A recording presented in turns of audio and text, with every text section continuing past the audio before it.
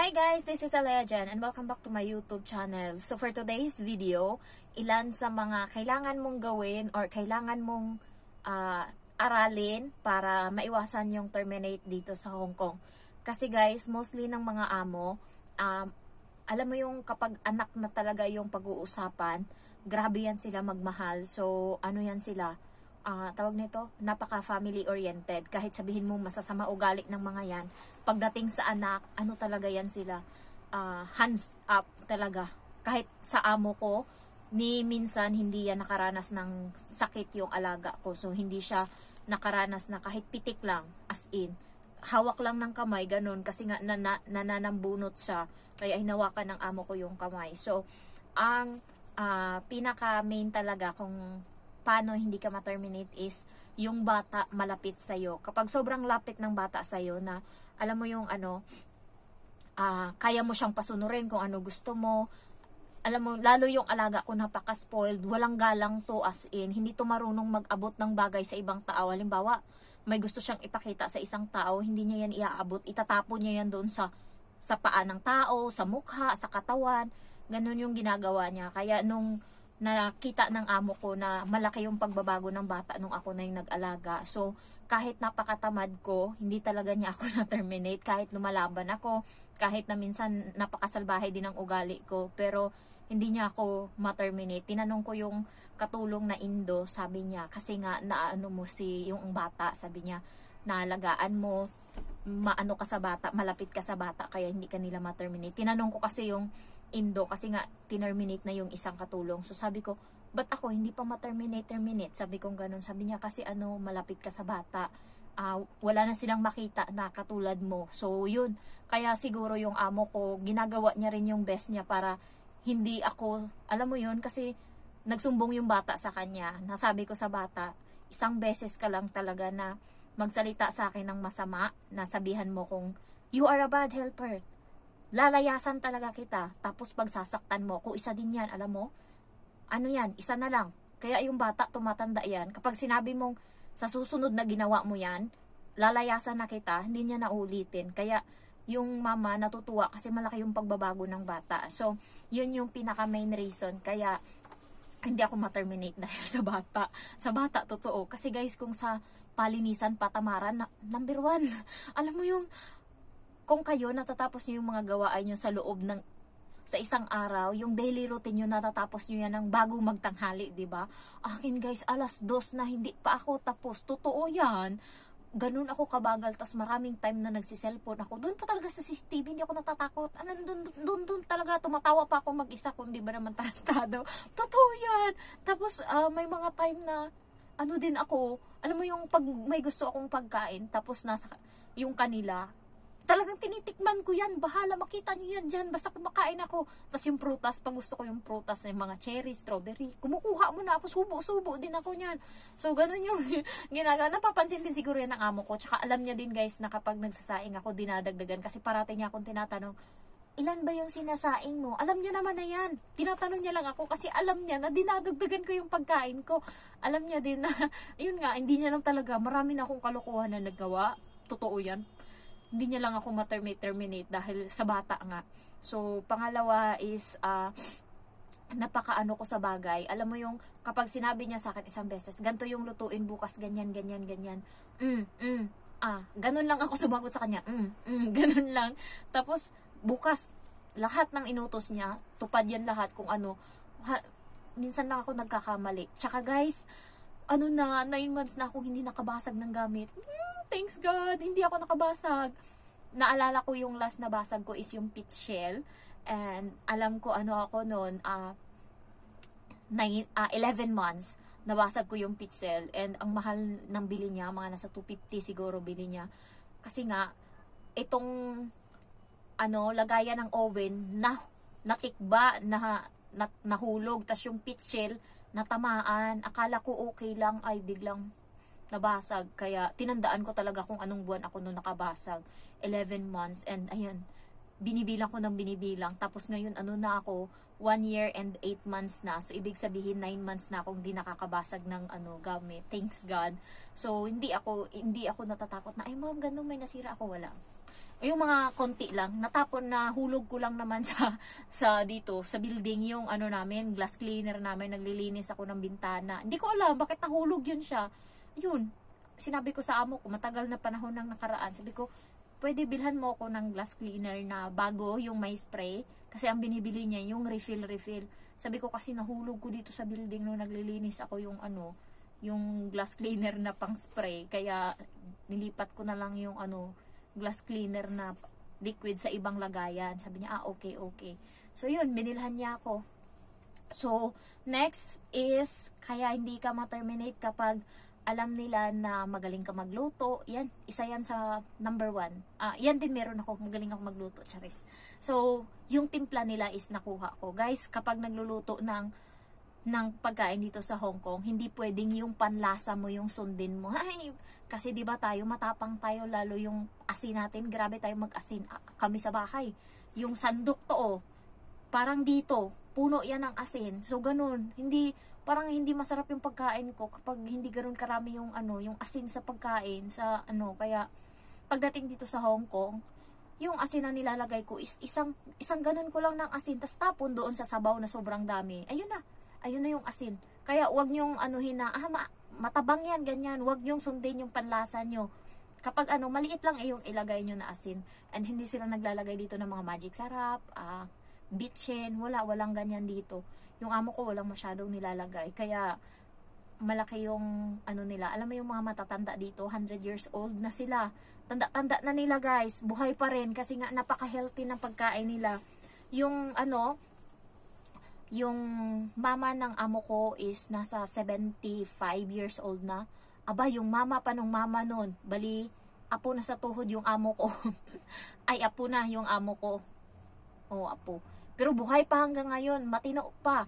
Ang edad is 110 years old na. So, ganun kasi nga, maano yung mga pagkain nila. Kaya, pag pinaluto kayo, wala talaga. Ang konting asin lang yung ilagay nyo. Wag nyong gayahin yung luto sa Pinas. Wag nyong anuhin. Kaya, minsan may nagrereklamong mga katulong na naglalabas ng sama ng loob. Masarap naman yung luto ko, ganyan. Bakit hindi nila nagustuhan? Maraming say. Kasi nga, hindi nila gusto yung luto natin sa Pinas na sobrang tapang ng panlasa. Sobrang ang kanila dito is asin lang konti. Wala ngang lasa. Kaya, pagkatapos kukuhanan ng sabaw yan sila, yung natira na sabaw, lalagyan ko yan ng madaming asin. Alam yan ng amo ko, ako taga-ubos ng asin dito sa bahay. Magulay, wala nang asin. Wala na, anong gagawin ko kahit na magkain ako ng orange o kaya mansana, sausaw ko yan sa asin. So, hindi ko na rin pinakialaman yung suka nila kasi ako lang din nakaubos ng suka nila. Mauubos ko na sasabihin ko mamaya, wala ng suka. Paano na wala ng suka? Hindi naman tayo gumagamit. Isang taon na atang hindi gumagamit ng suka. Kaya hindi ko na ginamit yung suka nila. Baka magsabi, walang suka. Sino gumamit? Hindi naman ako nagpagamit ng suka sa'yo. Ako. So, hindi ko na ginamit. Bahala, walang suka yung pagkain ko. So, next is mga paglilinis. Yung mga area na parating pinupuntahan ng amo nyo, yun yung madalas nyong linisin. So, yun yung tandaan nyo. And also, yung bed nila, kailangan malinis yan. Kasi may mga bulbul yan sila na naiwan dyan. Kailangan matanggal nyo yan. Kaya, kailangan baklasin nyo talaga lahat. Yung kumot, pag naglinis kayo ng bed is, tanggalin nyo yung kumot, pagpag nyo yan, and lagay nyo muna sa gilid. Ganon din yung unan. Kasi may mga buhok-buhok yung mga yan. Tapos, linisin nyo yung kama. Kasi, yun yung nakikita ng amo ko sa akin. Akala niya siguro, kung maglinis ako ng kama, tinuro niya sa akin kasi iba. Hindi ko naayusin yung loob ng kama. Bali, ibabalik ko lang yung kumot na, di ba nagulo yung kumot? Ang gusto niya, ibalik ko lang ng tama. Tapos, yan, okay na. Tapos nakita niya ako, na tinanggal ko lahat. Tapos sabi niya, wow, parang na-shock siya na ganun ako maglinis. Hindi niya inutos pero ginagawa ko. Yan, yun yung isa sa mga na alam niyang may kusa ako ba. And kailangan yung trabaho mo is consistent. Nagsimula ka hanggang sa matapos ka, walang nagbago. Awa ng Diyos, ganun ako guys. Nagsimula ako dito sa bahay hanggang ngayon, yung trabaho ko ganun pa din. Walang nagbabago, walang tamad. Alam mo yung kahit na mabagal ako kumilos, pero lahat ng mga ginagawa ko is organized. Yan, ganyan ako. At gusto ng amo ko sa akin, masinop ako kasi na kung alam nyo guys, kung ano kayo sa bahay sa Pinas, kung paano kayo pinalaki ng mama nyo, kung malinis kayo, ganun din sa bahay na titirhan nyo. Kaya ako dito sa bahay, organized din yung bahay ko. Yan, sabi nga ng amo ko, sabi ko, buti ako ma'am, hindi mo ako sinisita.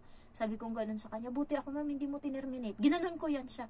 Sabi niya, malinis naman yung bahay, naaalagaan mo naman si Emma. Sabi niya ganun sa akin, maano ka naman magluto. Yung amo kong lalaki, tuwang-tuwa sa luto ko. Parati yan sinasabi, sino magaling magluto dito sa bahay? Gaganon yung amo kong lalaki, kasi nga naglalaro kami minsan. Tapos sabihin ng amo kong lalaki, si Jen! Tapos sabi ko, si Ma'am Amy. Tapos natawa yung amo kong babae kasi wala nga siyang alam lutuin. Nagtatawa yan siya sa akin. Yung pinapaluto niya sa akin is puro lang yan sa sa mga YouTube, papanood niya. Tapos sasabihin niya, ganito yung ilagay mo, ganyan, ganyan. So, ayan. Nagagawa ko kung anong gusto niyang gawin sa buhay niya. Next is, para hindi ka ma-terminate, wag kang umuwing lasing. Ayan. So, wag kang magpapahuli ng buhay, charis. So, ako guys, nagbabar ako. Totoo yan. Pero, hindi ako umuwi ng wala pang alas 8. Umuwi lang ako ng sobra alas 8 nung nagpaalam ako na malilate ako ng uwi. Kasi nga, nandun kami sa Big Buddha and ang haba ng pila. So, understood na yun ng amo ko. Kaya yung amo ko hindi mahigpit sa akin kasi alam niya na may disiplina ako sa sarili ko. Ni minsan hindi niya ako sinabihan na ganyan, ganyan, ganyan. Wala kang narinig. Kapag nagpaalam ako sa kanya, papayag yan siya. Wala yan siyang sabi na maraming sabi ba. Kasi nga, alam niya na dinidisiplina ko yung sarili ko. Kung sinabing alas 8 yung curfew ko, alas 8, nasa bahay na ako. And hindi ako umuwing lasing. Kahit sabihin mong langog-langog ako dyan sa may tira ako sa sarili ko. Hindi ako katulad ng ibang katulong. Purya lang. Na totoo yan sa Central. Ay, gapang na talaga. Hindi uuwi ng hindi gapang. Yung babae talaga suray-suray na, bangga na talaga. Tapos yung isa natulog pa doon sa gitna ng daan. So, yan yung iwasan nyo kasi pumunta tayo dito para magtrabaho. Pagka ganon, mapunta kayo sa sa pulis, ma-report kayo doon, sama yung amo nyo. Yan. Kaya, iwasan nyo yung mag-inom-inom ng sobrang dami na hindi nyo kaya yung sarili nyo. So, ayan, hindi ako muuwing lasing, hindi ako muuwing late. Natutuwa yung amo ko sa akin kasi maaga akong umuwi nga sa bahay. And, minsan, ginagawa ko yung mga trabaho ko. Katulad ngayon, naglaba ako ng damit ko kasi hindi ko na yan malalaban sa susunod na araw. Nang dami na nun, tambak, tas nag-ukay-ukay pa ako kanina. So, ayun. Ginawa ko na yung mga dapat kong gawin para maano ko na yung sarili ko. And also, natutuwa din ako kasi nga, hindi rin ako ma-terminate ng amo ko kasi masayahin ako. Parang, ang bahay namin dito ngayon, hindi yung bahay na nung bago ako na parang demonyo tong bahay na to. Parang, araw-araw na ginawa ng Diyos, may maririnig kang sigaw, iyak, magulo guys. Totoo, nung una, nung bago ako, ikaw na yung mabibingi. Yung araw-araw na ginawa ng Diyos, maingay, tapos may nakasimangot, mayroong sisigaw. Hindi mo maintindihan yung bahay nung una, pero ngayon hindi na ganun. Kasi nga, nagiging bugnutin yung amo ko nung time na yun dahil sa bata. Kasi ganun yung amo ko, kapag mainit yung ulo ng bata, parati siyang inaaway ng bata. Nagre-reflect yun. Lahat ng mga katabi ng amo kong babae, lahat yan sisimangutan niya. Kaya nung hindi na ganun yung bata, matiwasay na yung buhay namin dito. Maano na, happy na lang kami always. Hindi na, alam mo yun, maririnig mo na silang tumatawa. Ayan, tsaka wala na din yung ilang dati, nahiya akong lumapit kay sir. Kahit ngayon, ganun din naman, pero hindi katulad na dati talaga na talagang iwas na iwas ako. Katulad kahapon, pinalinis ako ng sasakyan, bago kasi yung sasakyan nila. So, pinalinis ako, kasama yung lalaki, yung amo kong lalaki, linis kaming dalawa. Tapos, hindi na ako nagsalita ba, nang umuwi na kami, nasa elevator na kami. Tapos sabi niya, how are you today? Gugulat ako, ba't ka tatanong sa akin ng ganyan? Kasi nga hindi ako nag-open ng topic, yung nahimik lang ako. Tapos wala siya atang masalita. How are you today, Jen? Sabi niya. Sabi ko, okay lang naman, sir. Ganun lang yung sagot ko. Nung nakaraan, galing siyang Japan, edi pagbaba niya, ako din yung sumundo sa kanya. Sabi ko, akala ko sir, kapatid mo yung driver. Sabi niya, ay, kung kapatid ko lang yun, edi sana wala nang bayad yung sakay namin. Tas ayun, tumawa siya. Maano din kasi itong amo kong lalaki. Maloko din siya. Iniiwasan lang namin na, alam mo yun, magsalita ng maglokohan. Kasi nga yung amo kong babae, silosa to malala to magselos. Kaya yan, iniiwasan ko. Para walang gulo, diba? Tapos kahapon yung babae, na siya guys, dati parang tangayan siya na kapag nakita mo siyang nakahubad, gagalit siya. Alam mo yung ewan ko, nagagalit siya dati. Pero ngayon siya na yung nagpapakita ng sarili niyang nakahubad. Nagulat ako. So, sabi ko sa bata, tignan mo nga doon yung mama mo kung tapos na sa CR kasi nga time na niya maligo. Tignan mo nga. Tapos sabi ng nanay, saglit lang, maglilinis lang ako, madali lang, sabi niya. Tapos nagulat ako, lumabas ng kwarto nila, pumunta dito sa CR dito sa akin, sa CR namin. Nagpanty lang siya, tapos yung niya dito, yung damit niya, tinago niya dito, pero kita yung panty niya, tsaka yung niya. Tapos gumiti ako, gumanon ako, tapos gumiti ako. Nandyan din yung amo kong lalaki. Tapos yung bata din. Tapos sabi niya, gamitin nyo na doon yung CR, dito na ako maliligo kasi nga nagmamadali na yung bata, maano na yan giniginaw na yan. So ayun, hindi na katulad dati na para siyang tanga na makita lang yung sarili niya. Alam niya kasi na wala namang mali siya. Tapos nagulat nga ako yung yung lagayan ko ng mga sabon ba, nilinis yung bahay, inayos. Nakita niya may shave ako doon sa lagayan ko, tas may bato pa ako doon sa lagayan ko ng sabon. Kung probinsyana ka, yung bato is ginagawa namin yung paghilod ba. And may nakita siyang shave, siguro tataka siya. Kaya hindi talaga nila ako masisisi kung may mga balahibo silang makita. Hindi akin yan, yung bulbul na yan, inyo yan. So nakita niya, nakakahiya lang, nakita na yung shave ko and yung bato doon. So yun lang, hindi naman siya nagtanong kung para saan, pero nakakahiya. Lalo yung nag-aayos, alam niya na gumagamit ako ng shave babae. Hindi yan sila nagsishave dito. So, ayun lang guys. Depende na lang talaga. Basta ituring mo lang, mahalin mo lang yung trabaho mo. Pero may mga amo talaga na stress ka talaga. Marami dito. Yung stress nila, papasa nila sa'yo. Marami yan dito. Kaya napakaswerte ko pa din sa amo ko. Kaya sabi ko, di bali ng kuripot as long as hindi ako bugbog mentally ba.